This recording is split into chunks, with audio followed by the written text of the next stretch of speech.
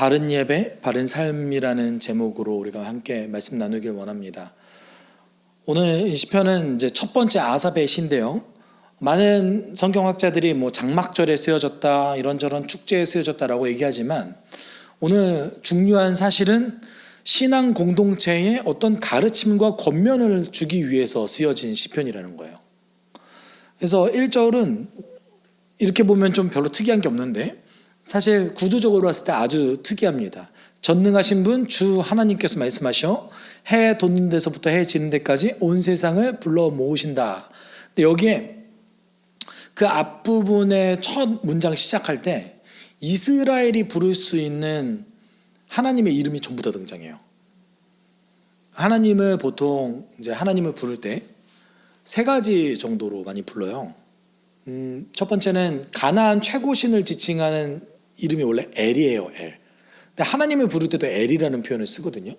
그래서 여기 엘이라는 것이 등장하고, 그 다음에 보통 구약 성경에서 하나님 그러면 엘로힘 쓰거든요. 엘로힘도 등장하고. 하나님을 좀 높여 부를 때, 하나님의 이름을 강조할 때 우리가 많이 알고는 여호와 이렇게 불러요. 근데 여기 새 이름이 나열돼서 한 번에 등장합니다. 엘로힘, 야훼 이렇게 등장하거든요. 어떤 걸 강조했을까? 사실은 사람마다 좀 다르겠지만 적어도 이스라엘이 부를 수 있는 모든 하나님의 이름을 다 부른 거예요. 그러면서 하나님께서 지금 이 땅에 있는 모든 것들을 불러 모으시는데 누구를 불러 모으실까요? 하나님의 백성을 불러 모으시는 거죠. 사실 2절, 3절, 4절은 신의 산에 강림하시는 하나님의 모습을 좀 연상시키는 것 같습니다. 그런 뉘앙스가 좀 풍겨져요. 그러면서 마치 그 신의 산 광야에 이스라엘이 전체가 다 모여 있는 것처럼 이스라엘을 불러 모으신다는 거죠. 또 5절이 좀 특이해요. 나를 믿는 성도들을 나에게로 불러 모아라. 희생제물로 나와 언약을 세운 사람들을 나에게로 불러 모아라. 근데 여기서 성도라는 단어가 사실 좀 특이한 단어입니다. 여기서 보면 그냥 성도, 그렇지, 성도, 믿는 사람 이렇게 얘기할 수 있겠지만 이 히브리어로 성도라는 이 단어의 어원이 헤세드예요. 우리가 헤세드가 하나님의 조건 없는 사랑을 나타내는 단어라고 그랬잖아요.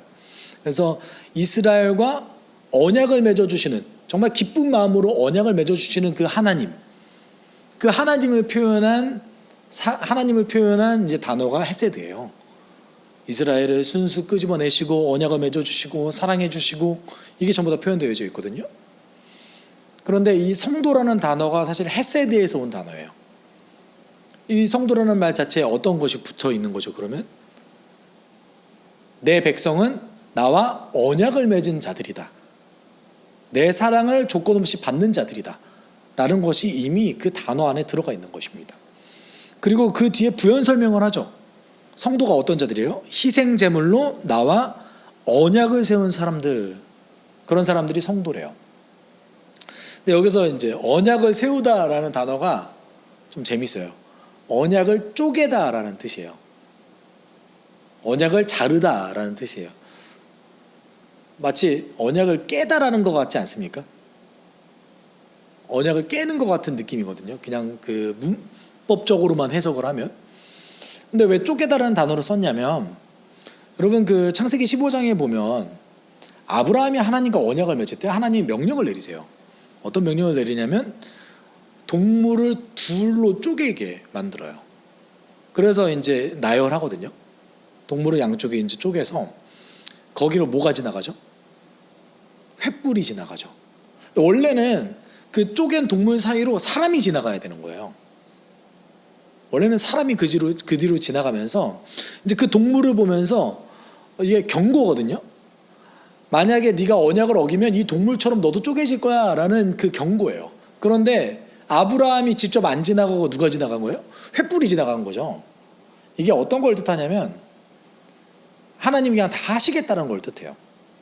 원래 아브라함이 지나가야 되는데 하나님이 직접 대신 지나가 주신 거죠. 여기서 쪼개다라는 표현을 썼던 이유는 당연히 언약을 맺은 자는 그에 따른 책임이 있다라는 뜻입니다. 그리고 어떤 거를 이제 제물로 바쳤대요? 희생 제물을 바친 언약을 맺은 자. 다른 얘기로 하면 하나님과 인간과 관계를 유지하려면 누군가의 희생이 필요하다는 거예요, 사실은. 이스라엘 백성들이 시내산에서 하나님과 관계를 맺을 때도 역시 희생 제물이 있었습니다. 우리가 간과하지 말아야 될 것 중에 하나인 거죠. 우리가 하나님과 관계를 맺을 때는 누가 대신 희생해 주셨죠? 예수께서 희생해 주셨죠. 그래서 영원한 대속 제물이 되셔서 우리와 하나님과의 관계를 계속해서 연결해 주시고 계신 거죠. 그 대가를 우리가 인정하기 때문에 예수 믿는 거 아니겠습니까? 그렇듯이 성도라는 것은 두 가지 측면을 우리가 봐야 된다는 것이죠. 누군가가 하나님과의 관계를 위해서는 희생해야 된다. 그리고 하나님은 자발적으로 우리와 언약을 맺으셨는데 그거를 전적으로 인정하는 자들이 하나님의 백성이다 라는 것이 오늘 본문 속에서 들어가 있습니다. 그렇다면 그래서 우리는 한 가지 전제점을 가져야 되는 거죠. 여러분, 희생 제물, 희생 제사를 드린다라는 것이 우리로 따지면 예배예요. 우리로 따지면 예배인데, 그러면은 이 뭔가 제물을 바치고 희생 제사를 드리는 이유, 우리가 지금 이 순간에 예배를 드리는 이유는 왜 드리는 거죠? 누구에게 더 이익이 되는 거죠? 하나님께 더 이익이 될까요? 저희에게 더 이익이 될까요? 우리가 왜 예배를 드리느냐? 우리는 기본적으로 예배는 하나님께 드리는 거다라고 합니다. 그렇죠? 우리가 어떤 제물을 바칠 때도 헌금을 드린다고 하잖아요. 그래서 우리가 우리 스스로 마치 예배를 드리고 헌금을 드리는 것이 하나님을 위한 것이라고 착각할 때가 많이 있어요. 다르게 얘기하면 그것이 정말 하나님을 위한 것일까요? 아니면 하나님이 명령했기 때문에 우리가 하는 걸까요? 그러니까 예배라는 것은 어떻게 보면 하나님의 은혜에 대한 우리의 자발적인 반응이거든요.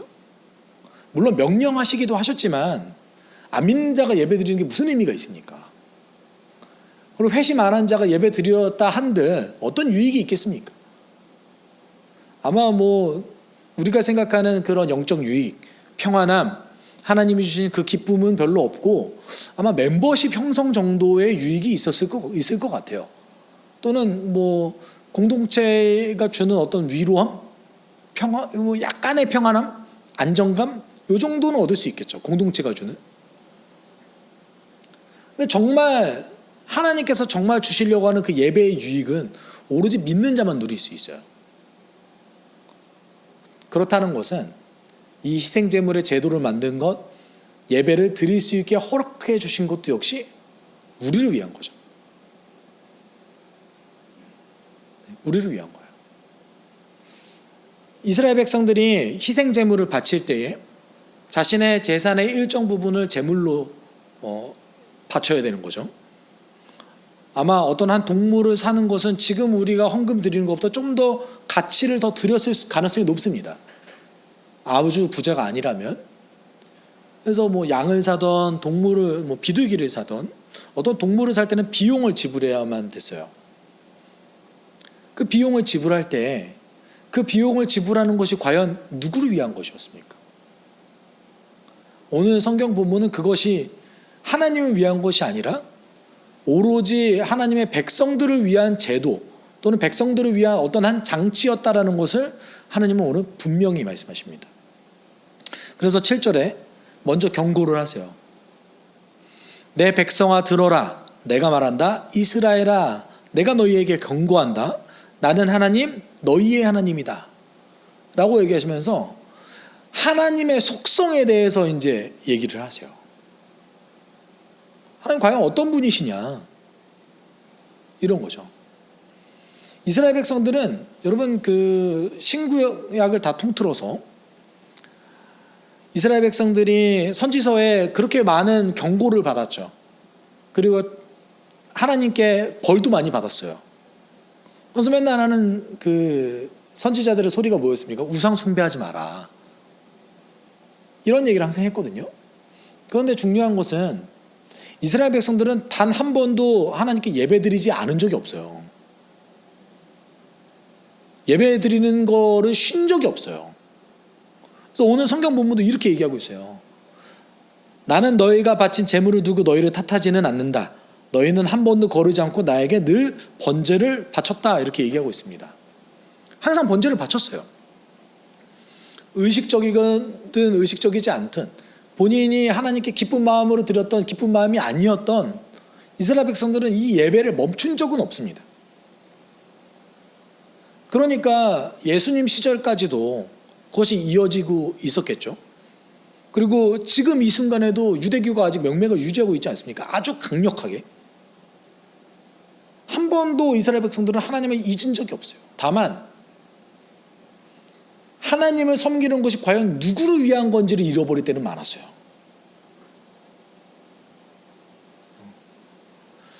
어떻게 보면 우리에게 공동체를 주시고 예배를 주시고 또는 여러분 우리가 그 헌금도 드리고 우리의 시간을 하나님께 드리는 것이 마치 물론 그 헌신은 맞아요. 그렇지만 그 헌신이 과연 누구를 위한 헌신이라는 겁니다.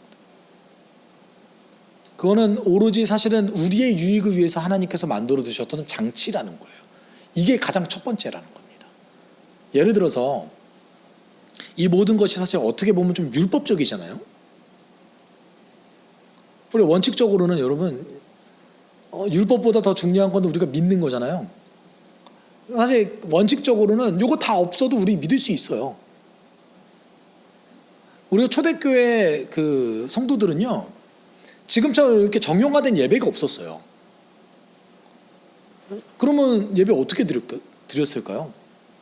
그냥 조금이라도 더 성경을 많이 하는 분이 나와서 성경을 낭독을 하거나 또는 예수 그리스도에 대해서 눈으로 직접 봤던 사람들이 그냥 예수님에 대해서 전했던 것 뿐이었어요. 그게 다였거든요. 왜냐하면 그때 당시에 신약 성경도 없었으니까요.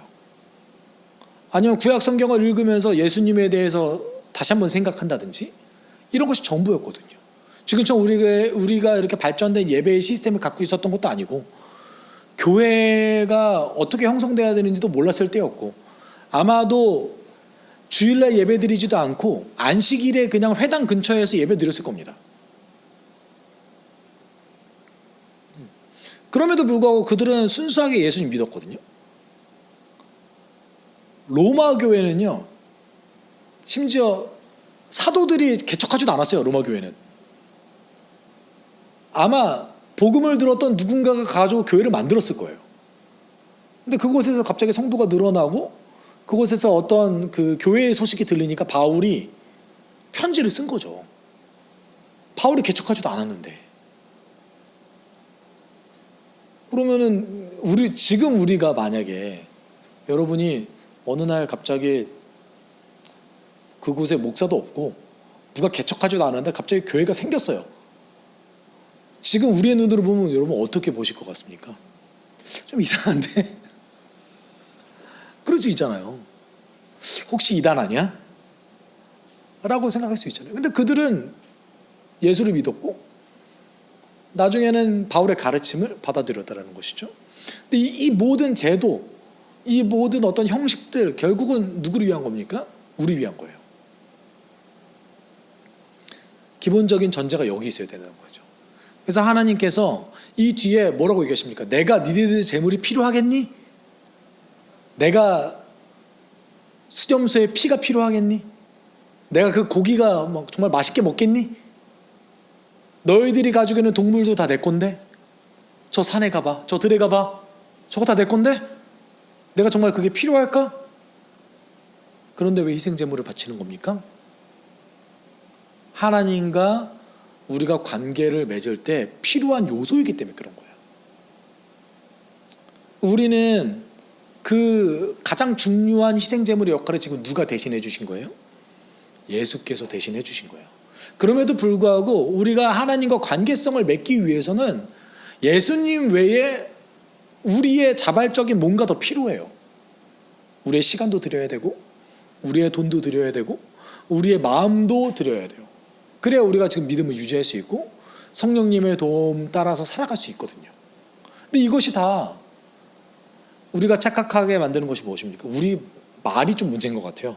드린다는 표현을 계속 쓰니까 마치 이것이 다 이렇게 하면 하나님께 유익이 되겠지라고 착각하는 분들도 생길 수 있을 것 같아요. 근데 정말 그것은 누구에게 도움이 되는 겁니까? 우리에게 도움이 되는 것이죠. 예배는 누구를 위해서 드리는 겁니까? 사실 원칙적으로는 나를 위해서 드리는 거예요. 내가 하나님 섬기는 거, 여러분 하나님, 우리가 하나님 안 믿어도 하나님 아쉽지 않아요. 하나님 손해가 없으세요. 누가 제일 손해 봅니까? 우리가 하나님 안 믿으면 우리가 손해 보는 거죠. 하나님은 손해 볼 게 없으세요. 다만 슬퍼하시는 거죠. 하나님 우리를 원하시니까. 그런 의미에서 이제 예배의 가장 중요한 요소는 우리가 하나님께 드린다고 얘기하지만 사실은 우리가 받고 있는 거죠. 가장 큰 유익을 지금 누리고 있는 것이죠. 뭐를 통해서요? 예배를 통해서. 내가 하나님께 드리는 거를 통해서 받고 있는 거, 이게 너무 좀 이상하지 않아요? 여러분 이게 진짜 너무 이상한 모순이에요. 모든 신은, 모든 종교는 그 신이 필요해서 받아요. 뭔가 대가를 요구해요. 근데 하나님께서는 우리에게 어떠한 헌신을 요구하시는 이유가 무엇입니까? 우리를 위해서 헌신을 요구하시는 거예요. 마치 부모가 자녀가 싫어하는 일들을 시킬 때 왜 시킵니까? 괴롭히려고요? 뭐 그런 부모가 있을 수도 있겠지만 대부분 그렇지 않잖아요. 이 아이가 잘 되라고 이 아이가 싫어하는 행동을 시키는 거 아닙니까? 아이들이 싫어하는 게 보통 있잖아요. 몸에 좋은 음식 먹기 싫어하고, 그리고 공부하기 싫어하고, 항상 놀고자 하고. 그럼에도 불구하고 부모가 그 자녀를 기르면서 그 자녀가 싫어하지만 그럼에도 불구하고 훈련시키고 계속해서 양육하는 이유가 무엇입니까? 이 아이가 잘 되라고 그렇게 하는 거잖아요. 하나님도 우리를 위해서 그런 어떤 제도를 만드시고 우리를 위해서 그런 요소들을 만드셨다는 것이죠. 여러분 사실 훈련은 쉽지 않습니다. 특히 신앙생활의 훈련은 더 쉽지 않아요. 왜냐하면 지금 당장 눈에 보이는 이득이 잘 안 보여요. 내가 얼만큼 성장했는지도 잘 안 보여요. 그리고 일단 신앙생활은 오래 하잖아요. 뭐 시험은 잠깐 몇 년 이렇게 준비해서 보는 거지만 신앙생활 한 2, 3년 하다 끝나지 않잖아요. 그러니까 어떤 그 유익을 뭐 담에 누리지 라고 생각하면서 내가 지금 받아야 되는 훈련에 대해서 미루는 경향성도 있습니다. 또 어떨 때는 적극적이지 않을 때도 있어요. 뭐 그냥 이러다가 나중에 좀 하지 이럴 수도 있어요. 왜냐면 지금 당장 잘 안 보이거든요. 그렇지만 훈련을 통해서 우리가 성장할 수 있는 것이죠. 더 큰 유익을 누릴 수 있는 것이죠.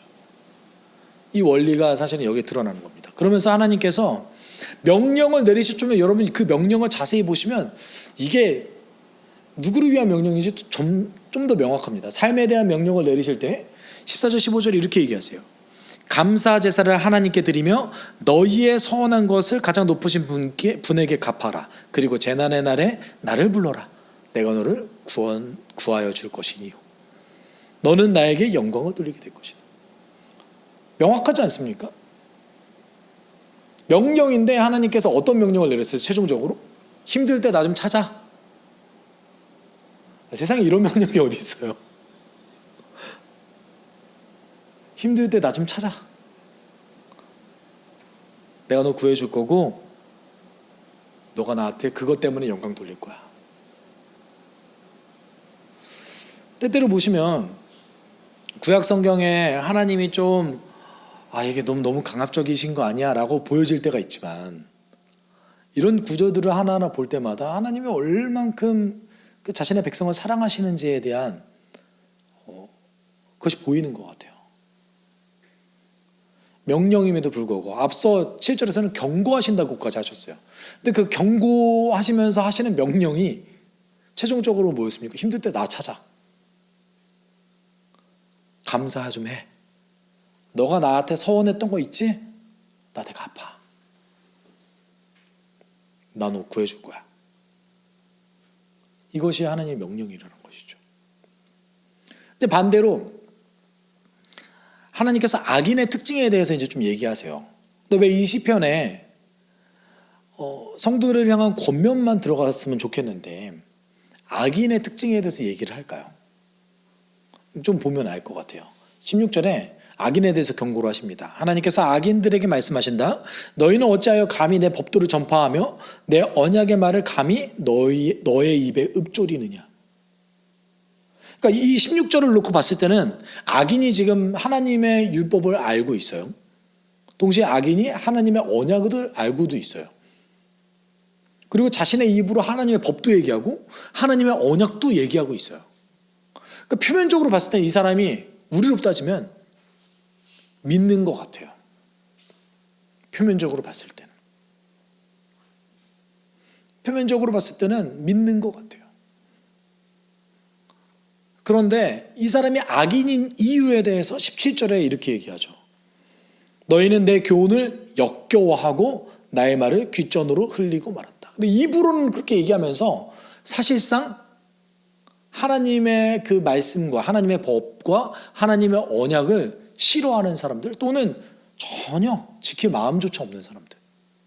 어떻게 보면 이렇게 살면 내가 손해보고 이렇게 살면 내가 이득도 하나도 못 보고 나에게 유익이 전혀 없지 라고 생각하는 사람들일 수도 있어요. 또는 말로는 하나님의 법을 얘기하지만 자신의 행실이 전혀 하나님의 법을 지키지 않는 자들. 물론 우리가 하나님의 그 율법을 정말 다 명문화 시켜가지고 우리에게 하나하나 대입하면 우리는 아마 제대로 된 거 하나도 잘 못 지킬 가능성이 높습니다. 예수께서 율법을 재해석하셨을 때 사실 십계명을 재해석하신 거거든요. 그러면서 그 이스라엘 백성들에게 하고자 하는 말씀은 그거였어요. 너희들 이거 원래는 단 한 구절도 제대로 지키는 사람 없어. 왜냐하면 마음으로 지켜야 진짜 지키는 거거든. 예수님이 이렇게 얘기하신 거거든요. 우리가 그냥 표면적으로 봤을 때는 안식일도 지키는 것 같고 거짓말도 안 하는 것 같고 하지만 그 마음속에 하나님을 향한 사랑과 이웃을 향한 사랑이 없으면 안 지키는 것과 같다라는 것이 예수 그리스도의 해석입니다. 제대로 지킬 수 있는 사람 없죠. 다만 그 태도가 이거는 나한테 무익하고 전혀 지킬 필요 없어와는 사실 다른 거 아니겠습니까? 악인의 태도가 이렇다라는 것이죠. 물론 현대 기독교 내에서 이런 분들을 사실 어떻게 보면 찾을 수도 있을 것 같아요. 신앙생활하면서 교회에 함께 있지만 전혀 그냥 말로만 이렇게 하시는 분도 있을 수 있죠. 근데 과거에도 이런 사람들이 많았나 봐요. 그리고 심지어 한 공동체 안에서 이스라엘 안에서도 이런 사람이 정말 많았던 것 같습니다. 어떻게 보면 그래서 신앙생활하는 게 좁은 길 아닌가라는 생각도 좀 들어요. 그러니까 좁은 길이라고 얘기하지만 정말 유익이 너무 많은데 이 유익 많은 것을 그대로 믿고 따르는 사람은 정말 소수인 것 같아요. 또는 이게 유익이라고 생각하는 사람은 별로 없는 것 같기도 합니다. 자신의 것을 투자한다라는 생각하는 사람도 많은 것 같아요. 하나님 오늘 우리에게 분명하게 말씀하신 게 무엇이에요? 예배드리는 것, 하나님의 명령을 지키는 것은 결국 누구에게 유익이다? 우리에게 유익이라는 겁니다. 그래서 23절에 그래서 이렇게 하시죠. 악인과 다르게 정말 하나님의 법을 잘 지키는 자, 의인은 어떤 사람이냐는 감사하는 마음으로 제물을 바치는 사람이 나에게 영광을 돌리는 사람이니 올바른 길을 걷는 사람에게 내가 나의 구원을 보여주겠다라고 말씀하십니다. 여러분 가끔 이제 저도 그럴 때 있거든요. 제가 이렇게 고백하는 게 맞는지 모르겠지만 여러분 가끔 이제 큰 헌금 드릴 때 항상 기쁘세요? 저는 좀 아까워요. 이게 아마 이 설교를 다 들으실 텐데 전 좀 아까울 때가 많아요. 제가 산업체 근무를 3년 했거든요. 그 3년 하면서 이제 제가 나름 적금도 붓고 모은 게 있을 거 아닙니까? 이제 신학교를 복학할 때 저희 하나님 그렇게 응답해 주실 게 거의 없는데 그렇게 직접적으로 제가 받은 응답이 많지 않아요. 근데 하나님께서 저에게 너 그거 좀 헌금 좀 했으면 좋겠는데 이러시는 거예요. 내가 그걸 어떻게 벌었는데. 제가 한 5개월을 못했어요, 헌금을. 너무 아까워서. 물론 지금도 작은 돈은 아니지만 그때는 더 큰 돈이었겠죠. 뭐 제가 그때 24살 이랬으니까요. 못하겠는 거예요. 제가 그거 때문에 했던 고생들이 생각나서. 근데 이제 뭐 예배를 드릴 때마다, 기도를 할 때마다 이게 성령님께서 사정없이 저를 괴롭히시는 거예요. 그것밖에 생각이 안 나요. 예배 드릴 때마다 그 적금 적금 깨서 헌금해야 되는데 이것밖에 생각이 안 나는 거예요. 정말. 근데 제가 놀라운 경험을 했던 건 뭐냐면, 그래서 은행 가서 그거를 찾아서 결국 헌금을 했어요. 어떡해요? 하라는데 해야지. 근데 그때 어떤 확신이 들었냐면, 내가 목사로 이제 살 수 있겠구나, 이 생각이 들었어요. 내가 재물이 없어도, 내가 가진 게 없어도 내가 사역자로 살 수 있겠구나, 그 마음을 그때 처음 들었어요. 그 전까지 걱정이 너무 많았거든요. 온갖 걱정이 많았어요. 나는 결혼이나 제대로 할 수 있을까? 그럼 내가 이 돈 벌어서 어떻게 애를 키우지? 뭐 직장은 제대로 얻을 수 있을까? 교회는 나를 받아주는 데가 있을까? 온갖 걱정들이 막 사로잡혀 있을 때였어요. 근데 정말 거짓말 하나도 안 하고 그 순간 하나님 저에게 평안을 주시는 거예요. 살 수 있겠구나. 내 평생을 하나님께서 지켜주시겠구나. 너무 놀랍죠? 저는 하나님께 드렸는데 하나님이 저에게 더 큰 선물로 화답하신 거죠. 그때 오늘 묵상하면서 그 생각이 들더라고요. 내가 어떻게 개척까지 할 수 있었을까? 돈 없는데 어떻게 유학까지 가고? 이런 거 왜 가능했을까? 그 안에 그 자신감이 있었던 거예요. 하나님 나를 살게 하시겠구나. 적어도 목사로서 죽진 않게 하시겠구나. 그런 확신이 있었습니다. 그것이 제 인생 가운데 가장 큰 유익 중에 하나예요.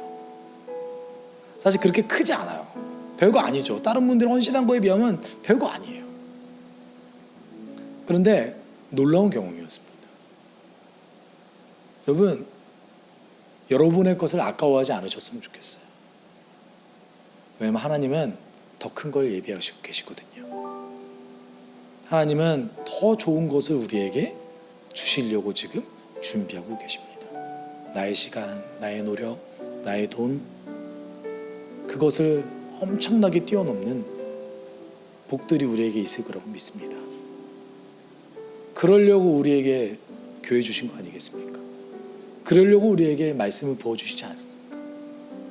우리가 성령 인도하심 따라서 살아갈 때 그 큰 은혜가 우리에게 임할 줄 믿습니다. 주께 아끼지 않는 자들에게 주님 일하실 거라고 믿습니다.